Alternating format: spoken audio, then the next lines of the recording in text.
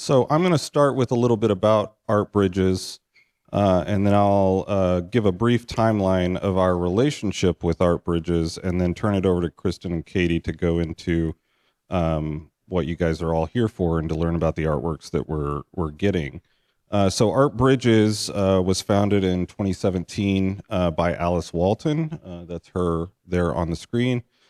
Arts patron and philanthropist Alice Walton, and you may all recognize that name. Walton is the only daughter of Sam Walton, the founder of Walmart, and she also founded Crystal Bridges Museum of American Art in 2011, and she is also the wealthiest woman in the world. And I'm going to try to not mess this up because, as some of you may have read, Katie actually came to us from Art Bridges, so she has a lot of experience with them. So Art Bridges' main goal is to expand access to American art. Alice Walton is passionate about American art, and they do this through two main sectors, although the foundation itself is it's unique in the amount of work that it does for American art, but they accomplish their mission through two main sectors, and that is one, through the loan of artwork from their collection, their partner loan network, and their traveling exhibition marketplace. And then the other is through funding programming and accessibility initiatives. So our first contact with Art Bridges came in the summer of 2020 through their traveling exhibitions marketplace. And so what the traveling exhibitions marketplace is, partner museums with Art Bridges, like us, put traveling exhibitions that they've organized on the Art Bridges website, and then Art Bridges will underwrite a portion of the loan fee, crating, shipping, and then also offer educational programming grants along with these traveling exhibitions that are on their marketplace.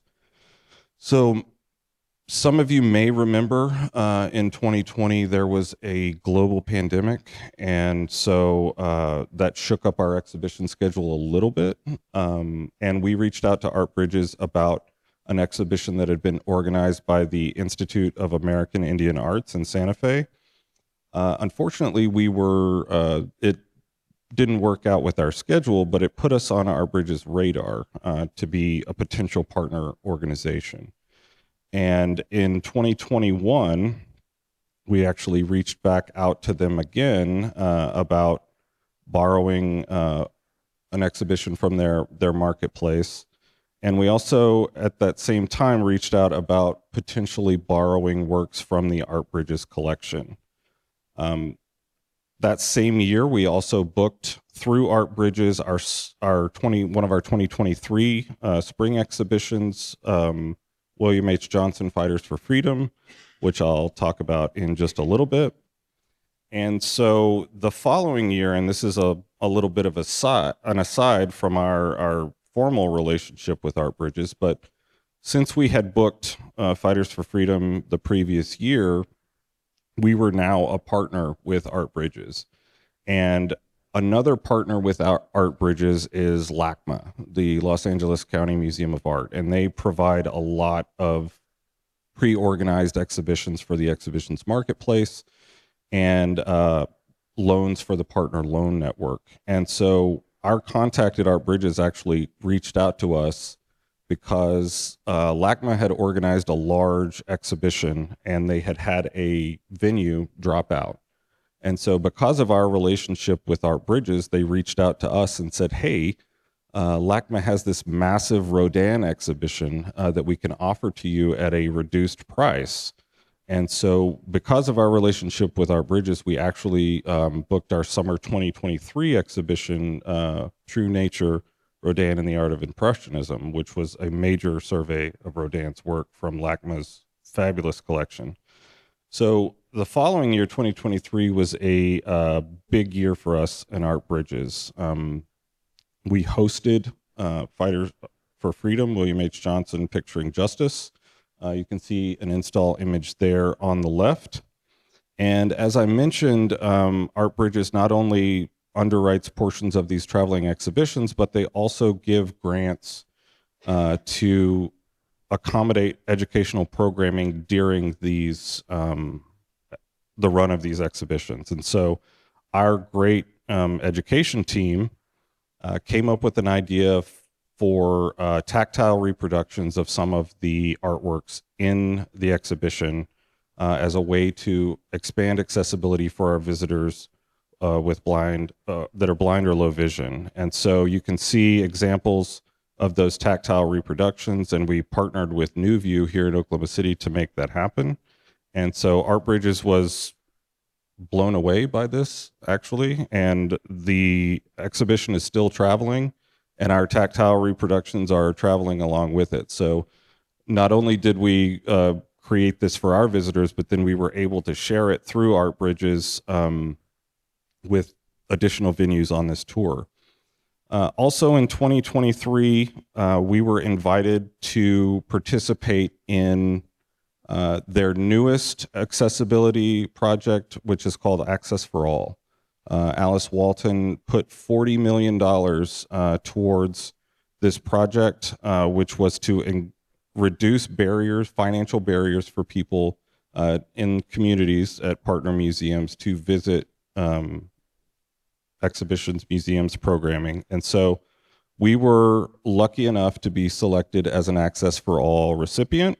And so those free Sundays that we offer, Access for All, are generously funded by the Art Bridges Foundation. And along with that funding, we were also able to create tactile reproductions of our own artworks in our own collection. So if you get a chance today on the second floor, we do have a tactile reproduction out of our Thomas Cole painting. And you'll notice that it's been very well used. So not only is Art Bridges facilitating these loans of amazing artworks that you'll learn more about from Katie and Kristen, but they're also allowing us to create and use these great educational programs that we can create, they can create, or other partner institutions can create. And so finally, in 2023, we actually started the process of borrowing these works from the Art Bridges collection, which Katie and Kristen will talk about. And along with that, along with being an Art Bridges partner, I'd be remiss if I didn't mention that we were also required to do what's called COVES research. And so those surveys that you may have been asked to do near the admissions desk, those are COVE surveys that are required by Art Bridges, and that allows us to build data on what our visitors need and want. And we can then input that data in COVES and compare it with all of the other data collected by other partner institutions all over the country. And so that allows us to really make data-driven decisions on what you, our visitors, need and want from us as an institution. Finally, in 2024, we finalized all of the loan agreements for these works that Katie and Kristen will talk about. And then the first two of these arrived last month, and they are now on view on our second and third floors. And I won't talk too much more about that, and I will turn it over to Kristen to talk about these fantastic loans that we've gotten from the Art Bridges Foundation. Thanks, Maury.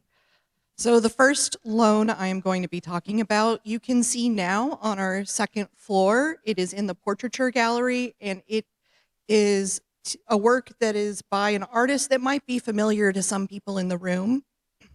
T.C. Cannon is a Kiowa Caddo artist who was actually born in Lawton and grew up in southwestern Oklahoma.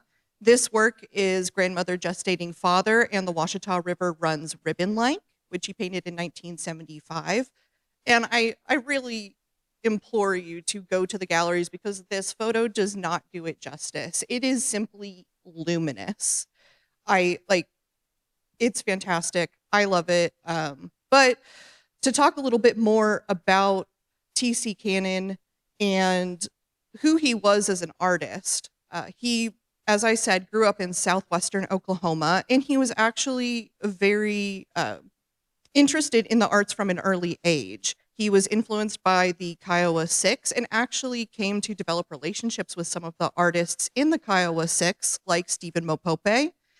He then went on, after graduating high school, to attend IAIA in Santa Fe, New Mexico, where he was taught by Fritz Scholder, who is another Native artist that we actually have quite a few works in our collection by him. He's also on view next to this particular portrait in the portraiture gallery. So you get to see the teacher and the student next to each other, and see how their styles differ, how they're a little bit similar. But Cannon himself has a very distinctive, very colorful and expressive style that I think that this particular portrait embodies very well. I should also note that Fritz Scholder and T.C. Cannon their work was both shown in a 1972 show at what was now the Smithsonian American Art Museum. It was called Two American Artists, Fritz Scholder and T.C. Cannon. And I think that this juxtaposition really displays, it really complements what we have in our collection well. And unfortunately, when we initiated these loans, we did not have a work by T.C. Cannon in our collection, but between signing the loan forms and now, we have actually acquired another work by T.C. Cannon. It is a work on paper, and it is Woman in Window, which is just a really stunning woodcut. Hopefully, we will be able to get it out soon so that everyone can see it in person. It's another great example of Cannon's work and also how he works with different mediums. He isn't just working in painting, he is a truly multidisciplinary artist. He does paintings, he works in printmaking. He also composed music and wrote poetry. Even the Grandmother Gestating Father actually has an accompanying poem. And up on the screen there is a segment of the poem of him describing his grandmother, just illustrating what a luminous presence she was in the family's life. I'm going to move on to the second loan that is now on view. It is in our third floor galleries in post-war abstraction. It is by the artist Richard Diebenkorn, and he grew up in the Pacific Northwest Coast area, particularly around San Francisco. And you can see that this cityscape kind of takes from the landscape of San Francisco. It's derived from there, but he makes certain fictive changes to it. He was an artist that worked in both representation and abstraction. And this particular landscape, cityscape number 3, is one that showcases the ways in which the space that he plays in between representational and abstract art. This is a great juxtaposition with another work by him of the same scene, and we can see some of the changes that he made to this landscape to kind of reduce the forms down to its abstract essence. So this is Cityscape number 1, which is in the SF MoMA's collection. And you can see here that compared to Cityscape number 3, he completely eliminates the horizon line, not allowing us to understand exactly that this is a landscape. He also, I think the brightening of the colors and the reducing of forms is really stellar here. And it is actually replacing a work that we have in our collection by Richard Diebenkorn that needs to rest a little while, called Albuquerque. And Diebenkorn, his work is kind of broken up into different time periods based on where he was geographically. And at the time when he was attending the University of New Mexico in the 1950s in Albuquerque was when he started to play with this aerial viewpoint that allows him to really abstract the landscape, seeing it from a bird's eye view. And that also, we see here, Albuquerque is a great example of how he works more with pure abstraction drawn from landscape. And cityscape number 3, you can see the connection between the two, but it's still in the space between true abstraction and representational landscape. Now I'm going to pass it over to Katie to talk a little bit more about some upcoming loans.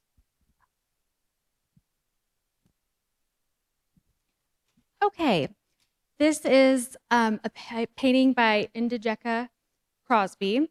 It's called "I Refuse to Be Invisible." We will be getting it in spring 2026, and it's a little bit larger than the Kehinde Wiley, which is really saying something, and I'm very excited to see this in person.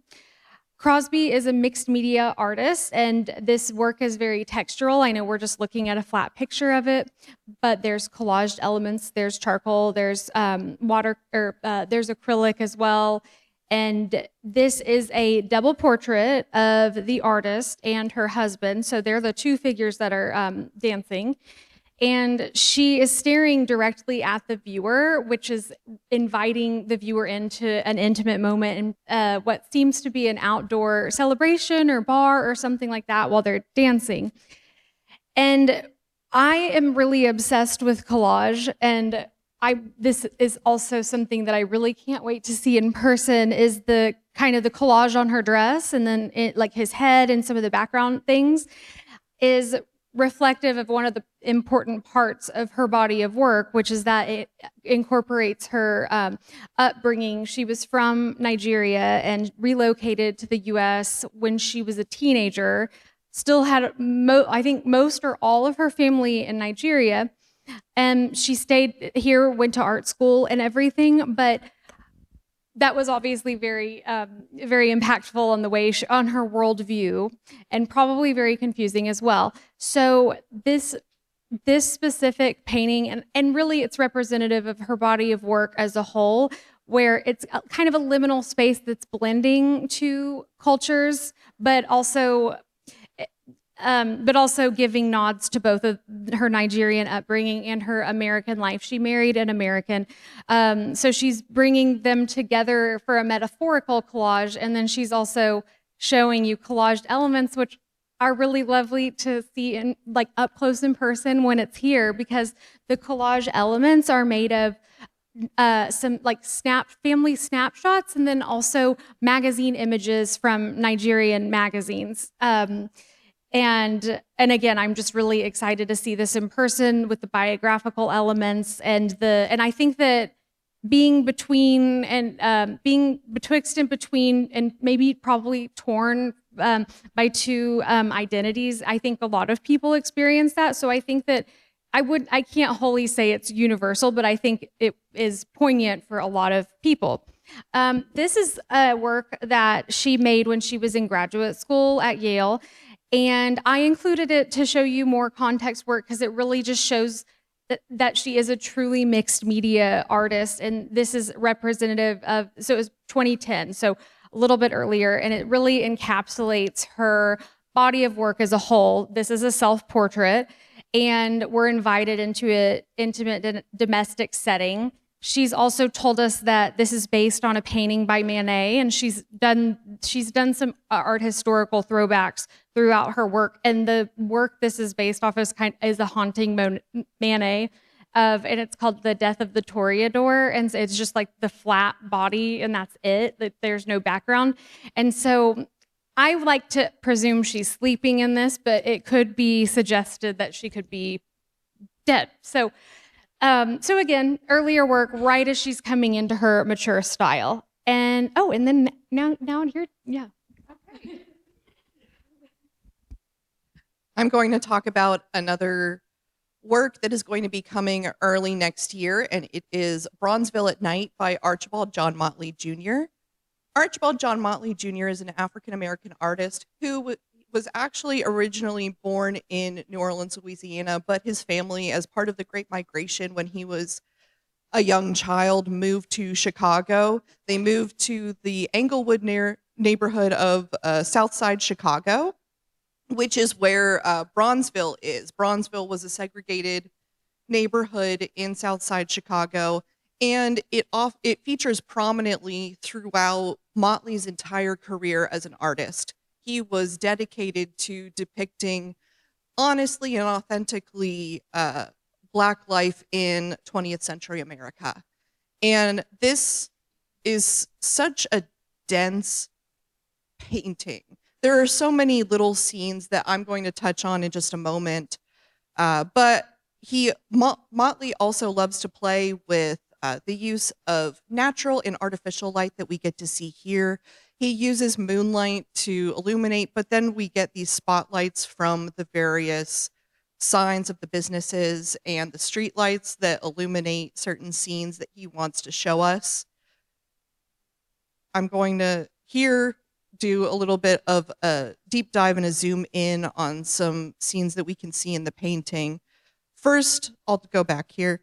We have the central couple that kind of draws our eye, but if we go to the right of the main couple that are walking, we have this portly everyman character that he incorporates into a lot of his works. He crops up again and again, and we also have this small child almost underneath the man, and a dolled up woman who's looks like she's going on a night out. And I think that it's a really interesting comparison point with actually the far left of the painting itself. We have this mix of all kinds of age groups, all kinds of people going to various places, whether going to restaurants, bars, whether they're going home. We have this kind of stooped, possibly older woman who has her back to us, who is carrying like a basket of groceries. She does not want to be involved in all of the hubbub that is happening on the street. It looks like she just wants to get home. And then above her, we have this man who kind of mirrors the woman in a way. She has this very open shirt, kind of mirroring the buxom woman to the right of the everyman. And then above him, we have a child sitting on a stoop. So we're really seeing every stage of life here, people just living their lives out in the open. This particular street that he's depicting in Bronzeville at night was called The Stroll, and it's one that was very popular. It's just kind of the main thoroughfare in Bronzeville. And I'm going to fast forward a little bit. It was a very popular street where a lot of restaurants and businesses sprang up. And Langston Hughes, the Harlem Renaissance poet and writer, said about The Stroll that it was full of excitement from noon to noon. Midnight was like day. The street was full of workers and gamblers, prostitutes and pimps, church folk and sinners. And we're going to see some of those people here. We see in this above section, the upper left, that there is the street light. Motley had a little bit of a sense of humor, and he uses the street light here to obscure some words of presumably what is Jack's Chicken Shack, but maybe with this sly visual pun is alluding to what might be taking place upstairs. And we see a nude person in the window. And then in the street light below that is illuminating, we see a woman talking with a man who seems seemingly disinterested in whatever she's saying to him. And then we have on the other side of the painting, in the middle of the street, we have two men getting into this wild altercation, and a woman who is peering into a restaurant. Possibly she's recognizing someone. So all of these little scenes he manages to fit into this one painting. And I'm going to be so happy when it comes. It is opening in February of 2026. I'm going to pass it off to Katie to talk about the rest of the works. Yeah, this one will be really great to see in person because it's not as large. It's kind of average size, but there's a lot going on for that size. I'm going to be talking about The Next Loan by Keith Haring. It's going to be in an installation summer of 2026. This is This is a little more sizable. It's a self-portrait that he made in '85. But I'll come back to this one because I'm gonna go forward to what is Keith Haring's style that's most recognizable. He developed it very early on in the early '80s. Before he developed this style, as he was doing it, he was really in the emerging street art movement, and he is also thought of as a second generation pop artist. So he moves to New York in the early '70s after graduate school, and he starts making murals in the subways using chalk. But sometimes the word prolific can be overused about how much work people produced, but it is not in the case for him. He made a really incredible amount of work throughout his life. And in the early '80s, he developed his signature style, which I would more say he has a very specific iconography that he uses throughout his work, where it'll be flying saucers, barking dogs, like dancing figures, laughing babies, and they're all featureless. And he had a really strong graphic line. And going back to the way this portrait is this is much more chaotic. It's kind of like patterned. He had a lot of work where it was chaotic energy, but it was fun energy. And he just had a lot of energy overall. He was an activist. He felt very strongly about the power of public art and what that can do for humanity as a whole. He does have some self-portraits other than this one, but this one is especially, well, I don't want to say it's very solemn and it's really touching. He made this in '85, and it was at the absolute peak of the HIV/AIDS epidemic. And he is referencing historical portraiture in the way that the composition is organized, and also in his facial expression, where he's acknowledging his achievements and also really coming to terms with his own mortality, which his former partner was HIV positive, and he just knew he had it. He died in 1990. And so I also like to think of this as like it's kind of a legacy of the HIV/AIDS epidemic, to just remind everyone of what it was like in that time. Also, something that's different that he does in this portrait, in self-portrait, is it's black and white. So we're not seeing any of these colors that are so bright and saturated and I would say happy. It's chaotic, but it's happy, I think.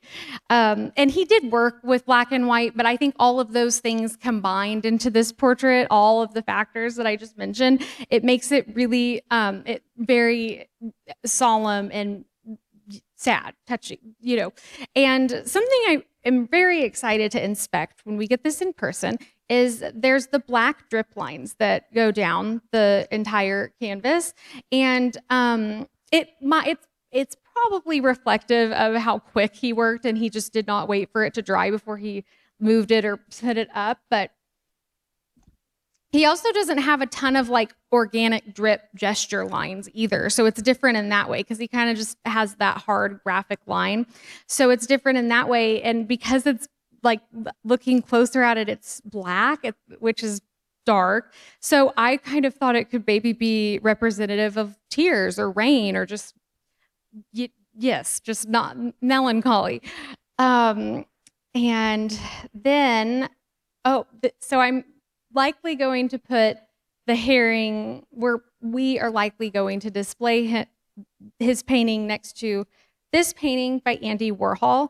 But let me back up a little bit, because this is also a great photograph that was taken by Dan Golden of Andy and Haring, and they were very good friends. They made collaborative work. I think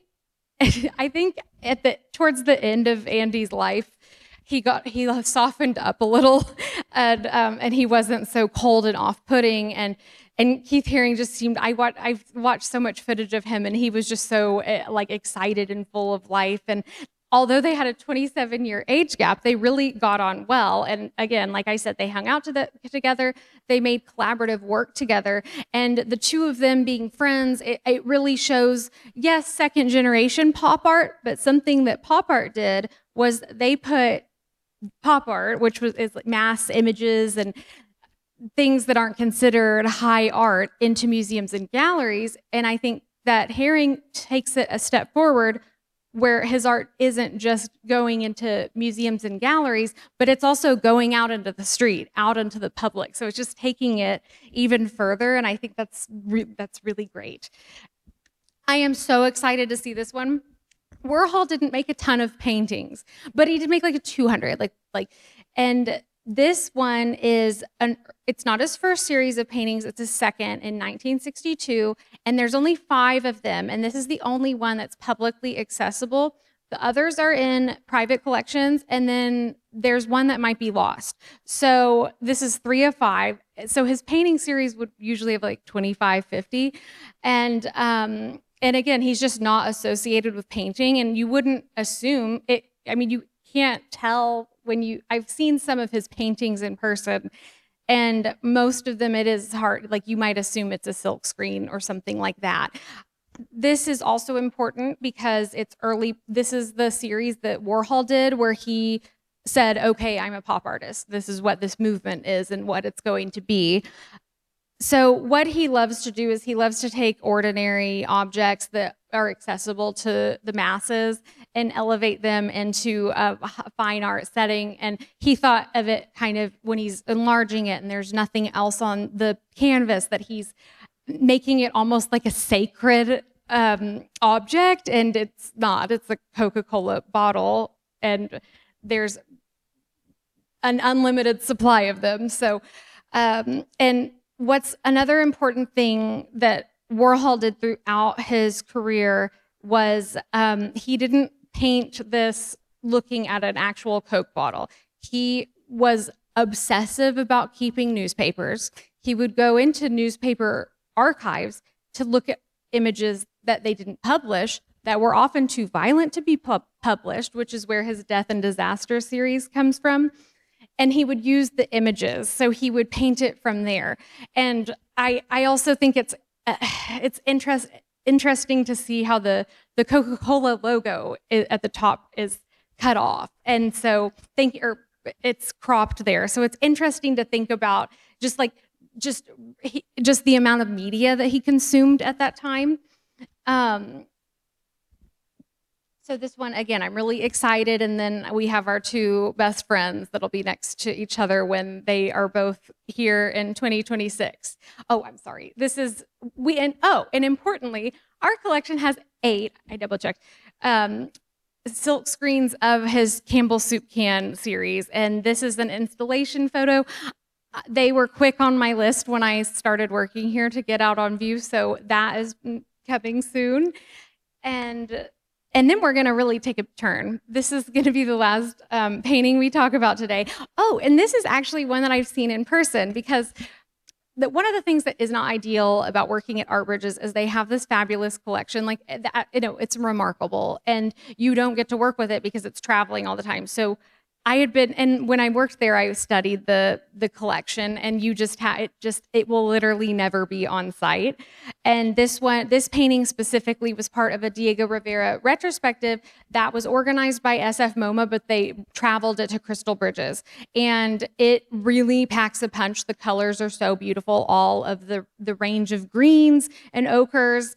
And it has this really lovely circular composition with the leaves of the greenery. This was painted in 1931. It also Diego Rivera is mostly known as a muralist, but he also was pretty prolific, not to repeat that word, but he painted this at the height of a really ambitious set of mural projects that he did in the US. If anyone knows the Rockefeller incident, that happened around this time. And what's interesting to think about Rivera is he's the only artist in this grouping that didn't, he was based in Mexico. At this time, he was especially going back and forth, but he never like fully lived here. And so it's interesting to think about how his work was received and absorbed in the U.S. because this was purchased by Abby Aldrich Rockefeller, who is one of the MoMA founders, and MoMA deaccessioned it in the 60s. I don't know why I tried to look. So it's just interesting to think about how his work has been interpreted over time in the U.S. Back to the content of this painting, it is referencing Dia de los Muertos, or Day of the Dead, which is usually in November, and they honor the dead by different rituals.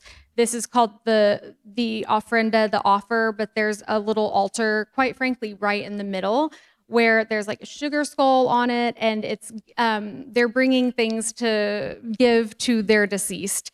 The marigold strip of flowers on the side are also associated with Day of the Dead, and then so is the cactus that it's around, and I don't know how to pronounce the name of the cactus, but you'll have to trust me on that one. And so in addition to, one of the other themes with Day of the Dead is just the cycle of life and death. And that's really nice because it's mirrored with the cycle, like the circular parts of the painting. We don't know who these girls are, but one of the things that Rivera felt very passionately about was really uplifting indigenous Latin Americans and upholding their traditions. Even though it was about a decade prior, the Mexican Revolution was extremely devastating, and they were clearly really still recovering from it. And so he had this really amazing level of optimism about uplifting indigenous people and their cultures and their beliefs, and he also, in the spirit of Keith Haring, did mural projects. This is probably his most famous one. It's in Mexico City, and it's the history of Mexico, painted around the same time as that. So he also saw the value in public art, in what public art can do for the people. And it was kind of around the same time, and I think maybe sensibility, as the WPA, that's a really important part of our collection because it was the founding part of our collection. So then there's that there. So I wanted to include, obviously the painting we're getting, but we had to include a mural because did you guys go, Michael? Yeah. Okay, I should have asked before.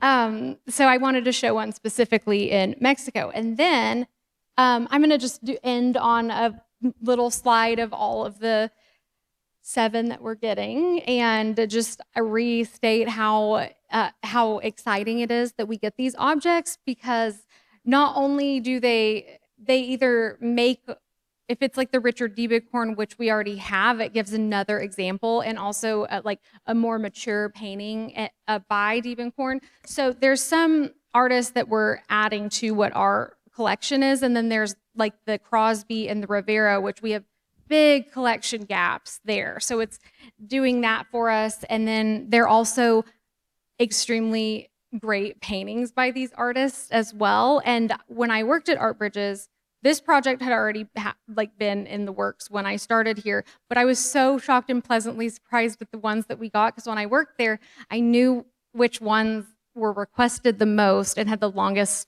waiting list. So another reason I was very, very excited about these. So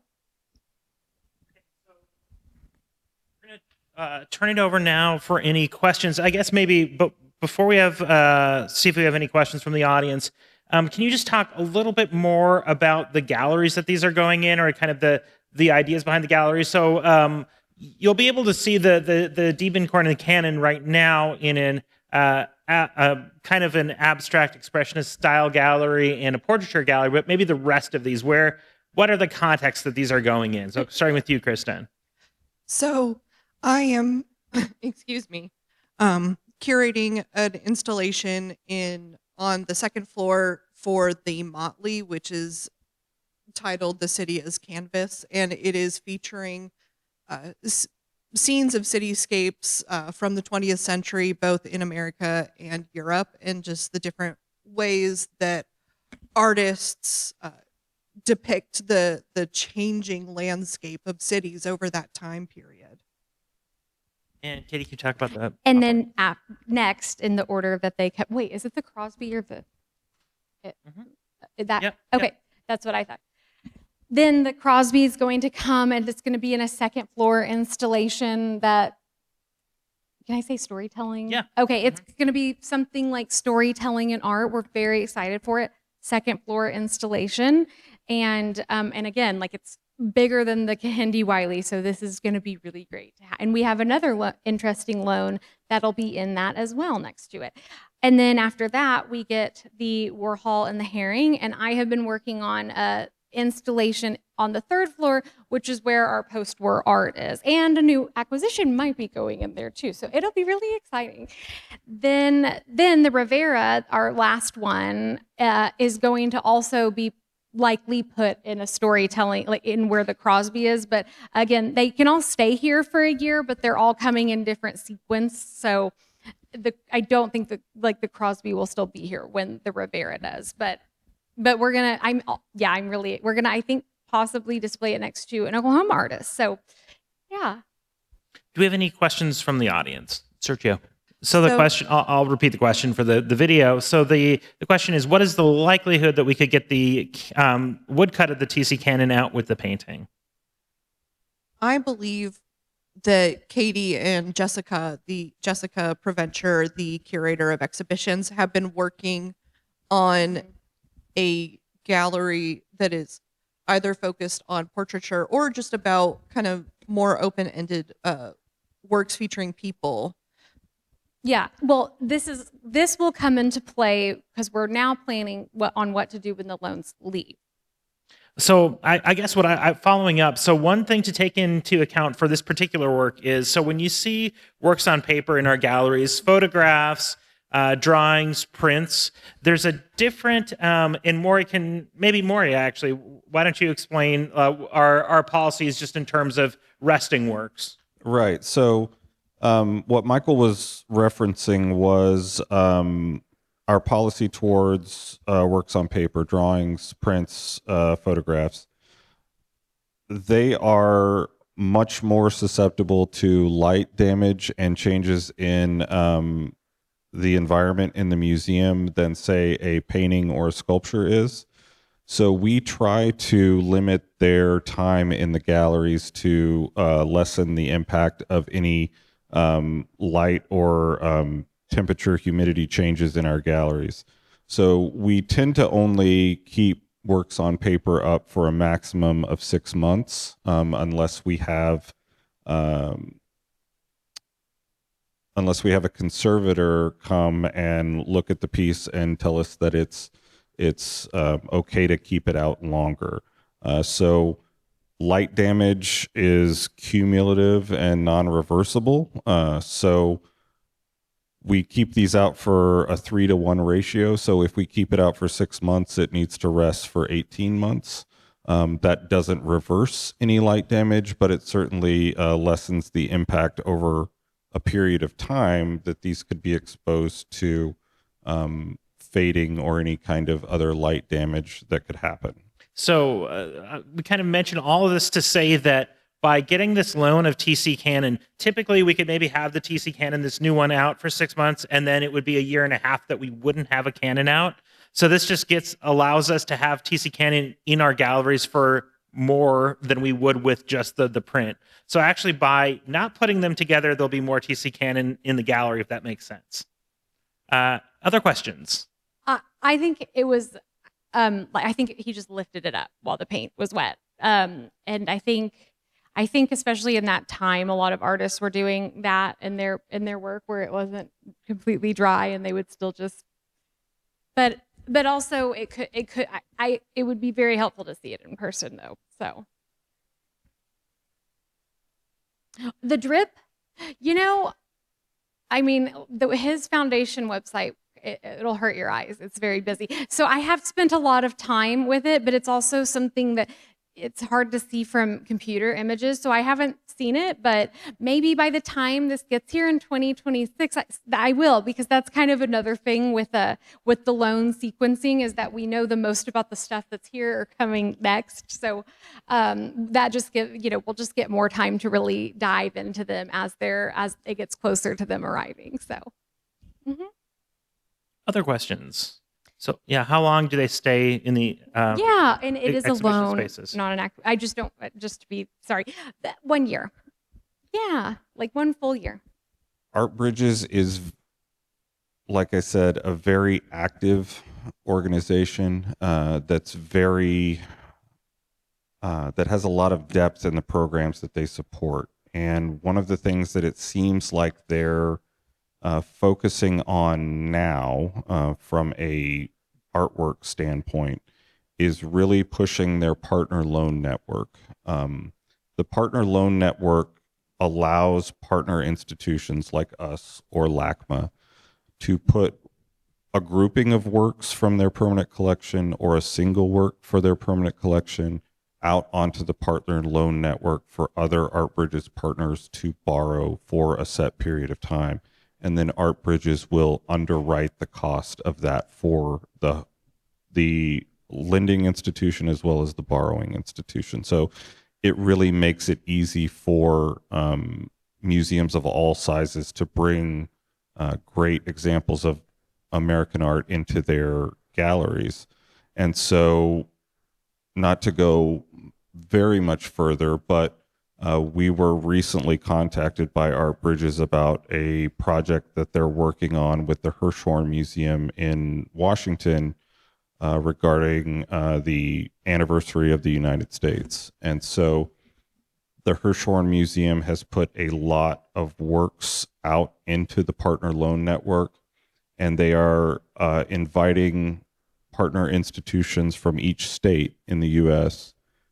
To borrow and host these works from the Hirshhorn collection for periods up to 3 years. So we were selected as the representative for the state of Oklahoma, and so there is likely a very exciting grouping of works that will be coming to the museum in the future as part of this project with the Hirshhorn Museum. Yeah, and I would just point out that we are, so for our Access for All program, which is a free day once a month, for example, we're the only museum in the state that received that grant. So we have a closer relationship to Art Bridges than any other museum in the state. And this is really, it's the project that Maury is alluding to as well. I mean, there are a lot of masterpieces from different periods that are really starting to travel now, and we're kind of the place in Oklahoma that you're going to be able to see all these. So it's a really exciting time. It's going to mean significantly higher caliber of work than has been in Oklahoma in really a very long time. Outside of our special exhibitions, and of course we're continuing to do the special exhibitions. We've got a very exciting one next summer that we're doing from the a museum in Puerto Rico that it's actually touring their collection because of the damage that they received from a hurricane a few years ago. And there are works. This group here is kind of the behind the scenes. You get the special access to some of that information. So next summer, this museum is going to have the very famous painting Flaming June here, and there'll be El Greco's and Goya's and a Frederick Church for his 200th anniversary, and a number of works by old masters and contemporary 20th century Latin American and Caribbean artists. So there's really exciting new types of work that you'll see in the museum in our special exhibitions. And then these will be supplementing our permanent collection galleries. So there'll still be the favorites like the Kehinde Wiley, the Thomas Cole, some of these works that you would recognize in the galleries that are supplemented with these. So it's a really exciting time for our museum, thanks to partnerships like Art Bridges. And I would also say that we are, in terms of museums in Oklahoma, we have the highest percentage of former Art Bridges employees as well. And so if they could keep that, and we had the same job. Yeah. If they could keep that rolling through, that'd be great too.